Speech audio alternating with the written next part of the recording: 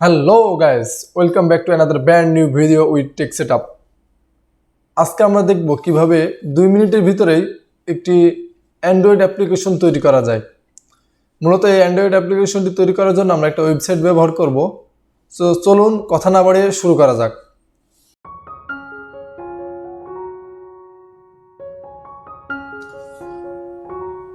এই অ্যাপসটি ক্রিয়েট করার জন্য আমাদের যে কোনো একটি ব্রাউজার ওপেন করে নিতে হবে এবং একটা নতুন ট্যাবে সার্চ বারে এখানে লিখতে হবে codular.io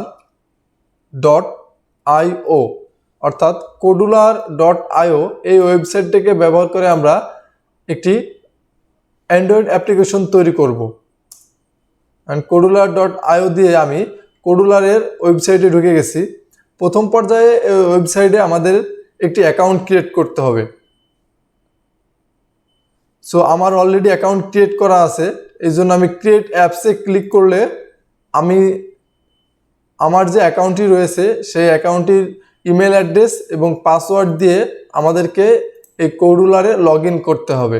এই কোডুলারে ইমেল অ্যাড্রেস এবং পাসওয়ার্ড দিয়ে লগ ইন করলে আমরা আমাদের ড্যাশবোর্ড পাবো। সো চলুন আমরা কোডুলারে লগ ইন করে নিই। আমি আমার ইমেল অ্যাড্রেস এবং পাসওয়ার্ড দিয়ে সাইন ইনে ক্লিক করছি। দেখেন সাইন ইনে ক্লিক করা মাত্র আমার কোডুলারের যে ড্যাশবোর্ডটি রয়েছে সেই ড্যাশবোর্ডে নিয়ে গেছে।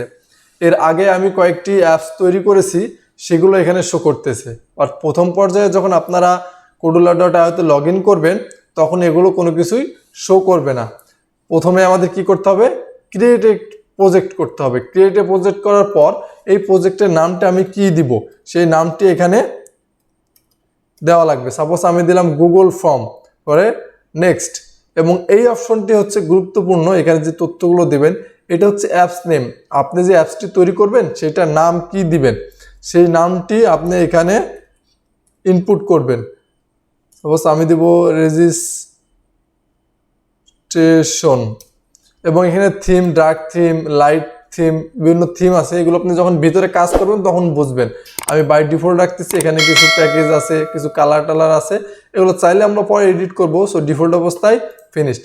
দেখেন আমার একটি নতুন প্রজেক্ট তৈরি হয়েছে এবং সে প্রজেক্ট তৈরি হচ্ছে এবং এই প্রজেক্টের আন্ডারে আমরা কাজ করব। অর্থাৎ দেখেন অলরেডি আমার এখানে প্রজেক্ট চলে আসছে। বাট প্রথম কথা হচ্ছে আমরা আজকে গতদিন যে গুগল ফর্ম ক্রিয়েট করছিলাম সেই গুগল ফর্মটাকে ব্যবহার করে অ্যাপসটি তৈরি করব। যারা কিভাবে গুগল ফর্ম তৈরি করতে হয় এবং এখানে রেজিস্ট্রেশনের প্রসেসটা কিভাবে ইনপুট করতে হয় এটা দেখেন নাই, তারা আমার আই বাটনে ভিডিওটি দেওয়া আছে, আপনারা দেখে নেবেন। এখন এখানে আসার পরে আমরা অনেকগুলো অপশন পাবো। এখান থেকে আমরা প্রত্যেকটা অপশনের ভিতরে আবার সাব অপশন রয়েছে, অর্থাৎ প্রত্যেকটা মেনুর ভিতরে সাব মেনু রয়েছে। বাট আমাদের কাঙ্ক্ষিত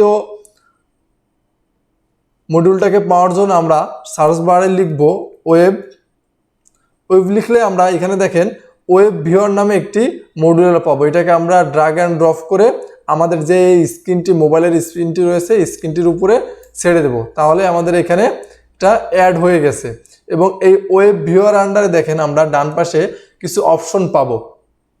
যেমন এই যে ওয়েব ভিউটা, এর হাইট এবং ওয়াইডটা কেমন হবে এখান থেকে আমরা চাইলে কাস্টমাইজ করতে পারি। এরপর হচ্ছে হোম ইউআরএল, অর্থাৎ এইখানে কোন ওয়েব ভিউটা শো হবে, অর্থাৎ আমার সেই গুগল ফর্মের ইউআরএলটার জন্য আমাদেরকে গুগল ফর্মে যাওয়া লাগবে এবং গুগল ফর্ম থেকে আমার ফর্মটা ওপেন করার পর আমরা এটা সেন্ডে ক্লিক করলে আমরা একটা লিঙ্ক পাবো, অর্থাৎ এই গুগল ফর্মের একটা লিঙ্ক। এটা যদি আমরা সেন্ডে ক্লিক করি, দেখেন এইখান থেকে আমরা এই যে লিঙ্কে ক্লিক করলে আমরা একটা লিঙ্ক পাবো। এই লিঙ্কটাকে আমরা কপি করে নিব এবং এই লিঙ্কটাই আমরা এইখানে এই কোডুলারের এই যে হোম ইউআরএল এর ভিতরে পেস্ট করে দিব। চাইলে এখানে দেখেন স্ক্রল বার, অর্থাৎ চাইলে আমরা যখন এটা যদি আরো অনেক বড় পেজ হয়ে থাকে তাহলে স্ক্রল করা যাবে কিনা আমরা চাইলে এখান থেকে সিলেক্ট করতে ভিজিবল, জুম এবং এখানে অ্যাডভান্স প্রপার্টিস থেকে আমরা কিছু চেঞ্জ আপ করতে পারি, এগুলো করতে পারবো। এখন একটা জিনিস খেয়াল করেন, দেখেন এখানে স্ক্রিন 1 এবং 3 ডট রয়েছে। এইটা এডিট করার জন্য আমরা স্ক্রিন 1-এ ক্লিক করব। অর্থাৎ এই মেইন হেডিংটা যদি আমরা চেঞ্জ করতে চাই তাহলে এখানে নিচে যদি যান দেখেন টাইটেল রয়েছে, অর্থাৎ এইখানে যে স্ক্রিন 1 লেখা এই টাইটেলটা এইখানে শো করতেছে। সো আমরা এখান থেকে টাইটেলটা চেঞ্জ করে দিই রেজিস্ট্রেশন করে দিলাম। এখন দেখেন আমি এটা বাইরে ক্লিক করা মাত্র, সেভ করা মাত্র এখানে স্ক্রিন 1 এর কাছে রেজিস্ট্রেশনটা চলে আসবে। এই যে অলরেডি চলে আসছে। এখন চাইলে এই যে অপশন যে মেনুটা আছে এই মেনুটা আপনি চাইলে এখানে দিতে পারেন অথবা তুলে দিতে পারেন। এটার জন্য এই যে শো অপশন মেনু, এটাতে চেকমার্ক করা থাকলে এখানে এটা শো করবে, আর যদি এখানে এটা চেকমার্ক তুলে দেওয়া থাকে তাহলে আর এটা এখানে শো করবে না।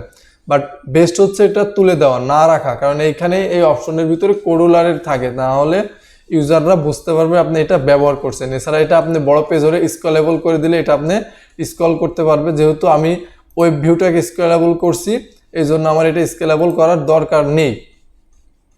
এছাড়াও যদি আপনি আরও কোনো কাস্টমাইজেশন করতে চান চাইলে এখান থেকে করতে পারেন এবং এখান থেকে মডিউল অ্যাড করতে পারেন। এতটুকু কাজ করলেই অ্যাপস টাইপটা, অ্যাপস রেজিস্ট্রেশন ফর্মটা অ্যাপস আকারে তৈরি হবে। এরপর আমরা এটাকে সেভ করব, অর্থাৎ এক্সপোর্ট করব। এখানে আমরা এক্সপোর্টে ক্লিক করব এবং এক্সপোর্টে ক্লিক করলে আমরা এটা কিভাবে এক্সপোর্ট করব, দুই ফরম্যাটে এক্সপোর্ট করতে পারবো। একটা হচ্ছে অ্যান্ড্রয়েড অ্যাপস ডট এপিকে ফরম্যাটে অর্থাৎ অ্যাপস আকারে, আর একটা হচ্ছে অ্যান্ড্রয়েড অ্যাপ বান্ডিল, অর্থাৎ এই যে আমার এইখানে যতটুকু কনফিগার বা যতটুকু কাজ করা আছে এই আকারে জাস্ট ফাইলটাকে সেভ করা। যেহেতু আমরা অ্যাপস তৈরি করবো এই জন্য অ্যান্ড্রয়েড অ্যাপস অর্থাৎ যেটা ফরম্যাট ডট এপিকে এটাই ক্লিক করবো। এটা ক্লিক করলে দেখেন আমার এই প্রজেক্টটি এখন সেভ হবে এবং অ্যান্ড্রয়েড অ্যাপসে কনভার্ট হচ্ছে। এটা কনভার্ট হওয়ার জন্য কয়েক সেকেন্ড সময় প্রয়োজন, এই সময়টা আমরা দিব। কয়েক সেকেন্ডের ভিতরে আমরা অন্য কোনো ট্যাবে যাব না। ওকে, আমাদের অ্যাপসটি ডাউনলোড কনফার্ম হয়ে গেছে, অর্থাৎ এখন থেকে আমরা চাইলে ডাউনলোড অ্যাপে কী করলে আমরা ডাউনলোড করতে পারবো, অথবা এই লিঙ্কটা শেয়ার করা মাত্র যে কোনো অ্যান্ড্রয়েড বা যে কোনো ব্রাউজার দিয়ে এই লিঙ্কটুকু ব্রাউজ করলেই অ্যাপসটি অটো ডাউনলোড হবে। আমরা এখানে ডাউনলোড নাও ক্লিক করা মাত্র দেখেন আমার এই অ্যাপসটি ডাউনলোড হয়ে যাবে। এই যে আমার অ্যাপসটি এখানে ডাউনলোড হয়ে গেছে, অর্থাৎ এখন চাইলে আমরা এটা শেয়ার করে বিভিন্ন সোশ্যাল মিডিয়ার মাধ্যমে শেয়ার করে আমরা আমাদের রেজিস্ট্রেশন কাজটি সম্পূর্ণ করতে পারি। আমাদের এই ভিডিওটি যদি ভালো লেগে থাকে অবশ্যই আমাদের চ্যানেলটি সাবস্ক্রাইব করে বেল আইকন বাজিয়ে আমাদের পাশে থাকবেন। ধন্যবাদ।